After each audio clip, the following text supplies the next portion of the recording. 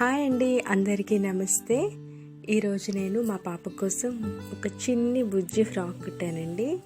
అయితే ఈ ఫ్రాక్ చాలా బాగుంటుంది. ఇలాంటి వెల్వెట్ క్లాత్తోని కుడితే చాలా అఫీషియల్గా ఉంటుందండి. ఇది ఇంకా కొంచెం పార్టీ వేర్లా ఉండాలి అని చెప్పి నేను ఈ నెక్ దగ్గర కొంచెం ఇలా బెల్ట్ లాగా కుట్టానండి. బోట్ నెక్ అనమాట. అంటే బోట్లో షోల్డర్స్ కనిపించేలాగా ఇది పెట్టాను. నెక్స్ట్ ఇదిగోండి, చూసారు కదా. దీనికి ఇంకా కొంచెం క్లాస్ లుక్ రావాలని నేను ఇక్కడ చిన్న డిజైన్ చేయబోతున్నానండి. ఇది స్టిచ్ చేసేటప్పుడు మీకు చూపించలేకపోయాను, ఎందుకంటే నాకు ఎవరైనా హెల్ప్ ఉంటే వీడియో షూట్ చేస్తే నేను ఇంకా బాగా చెప్పేదాన్ని. స్టిచ్చింగ్, కటింగ్ అంతా నేనే షూట్ చేసి నేనే వీడియో అప్లోడ్ చేయటం వల్ల నాకు ఇబ్బందిగా ఉంది. నేను ట్రైపాడ్ స్టాండ్ మళ్ళీ బుక్ చేస్తానండి. అప్పుడు మీకు ప్రతిదీ ఇంకా ఇంట్రెస్ట్గా నీట్గా చెప్తాను, ఓకేనా? అయితే ఇప్పుడు ఇది వర్క్ చేసేద్దామా.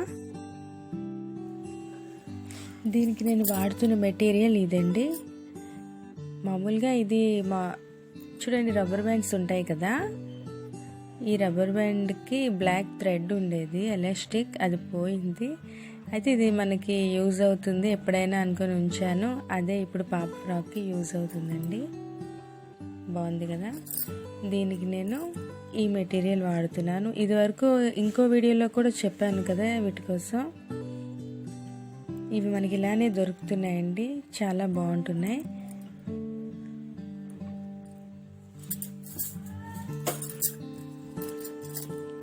జస్ట్ అంటించేస్తున్నా అంతేనండి. ఇది స్టిచ్చింగ్ చేద్దాం, కుట్టేసి ఇది ఇలా అంటించేద్దాం. ప్రత్యేకించి మార్క్ చేసుకోవాల్సిన అవసరం లేదండి. ఇది ఎలా పెట్టినా బాగానే ఉంటాయి ఇవి.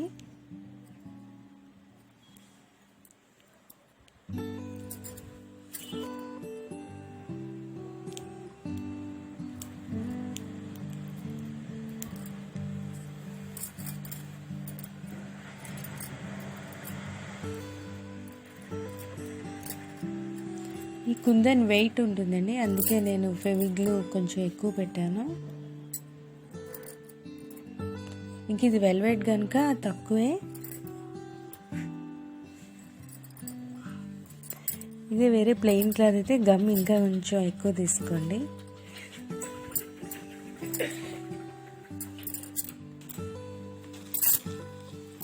అయిపోయిందండి, బాగుంది కదా. చూడండి, ఇది నేను స్టిచ్ చేయటం లేదండి. చూసారా ఇలా వచ్చింది.